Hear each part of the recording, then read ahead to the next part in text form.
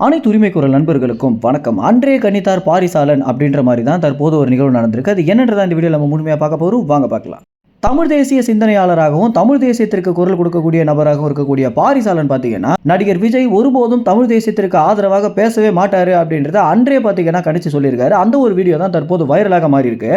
தமிழ் தேசிய சிந்தனை உள்ள ஒரு நபராக விஜய் இருக்கிறதுக்கு வாய்ப்பே இல்லை அப்படின்னு பாரிசாலன் சொல்லியதற்கு முதல் முக்கிய காரணமே என்ன அப்படின்னா, அவர் கூட பயணிக்கக்கூடிய ஆட்கள் ஒவ்வொருத்தருமே திராவிடத்திற்கு ஆதரவாளராக இருந்த ஒரு காரணத்தினாலையும், அது மட்டும் இல்லாமல் அவருக்கு அரசியல் புரிதல் அப்படின்றது கடந்த 10 ஆண்டுகளாக மட்டுமே தெரிஞ்ச ஒரு விஷயம் அப்படின்றதுனாலையும், அரசியல் அப்படின்றது இயற்கையாக வரணுமே தவிர ஒரு அறிவாக புகுத்தப்படக்கூடாது. விஜயை பொறுத்த வரைக்கும் அவர் கூட இருக்கக்கூடிய நபர்கள் தான் அவருக்கு அரசியலையே புகுத்திட்டு வந்துட்டு இருக்காங்க.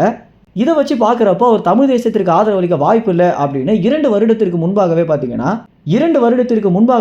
பாரிசாலன் அறிவிச்சிருந்தார். எதனால் அப்படின்னு பார்க்கும்போது 2 வருடத்திற்கு முன்பாக தான் விஜய் அரசியல் கட்சி துவங்க போகிறாரு அப்படின்னு ஒரு சலசலப்பு ஏற்பட்டுச்சு. அதனை அடுத்து கடந்த ஆண்டு எல்லாருக்குமே தெளிவாக தெரிய வந்த பிறகு பிப்ரவரி மாதம் தான் பார்த்தீங்கன்னா விஜய்க்கு அரசியல் கட்சி ஆரம்பிச்சிருந்தார். இவர் அரசியல் கட்சி ஆரம்பிச்சிருந்தாலும் இவருடைய பொதுக்கூட்டங்களில் தான் நம்ம தகவலை தெரிஞ்சுக்க முடியும் அப்படின்னு பார்த்தபோது, பெரியார் சிலைக்கு மாலையிட்டு விஜய் ஒரு திராவிட ஆதரவாளர் அப்படின்றத மறைமுகமாக தெரியப்படுத்தியிருக்காரு. இதனை அடுத்து பாரிசாலன் ஏற்கனவே சொல்லிட்டாரு அப்படின்னு அன்றே கணித்தார் பாரிசாலன் அப்படின்ற ஒரு வீடியோ தற்போது இணையத்தில் ரொம்ப வைரலாக மாறிட்டு வந்துட்டு இருக்கு.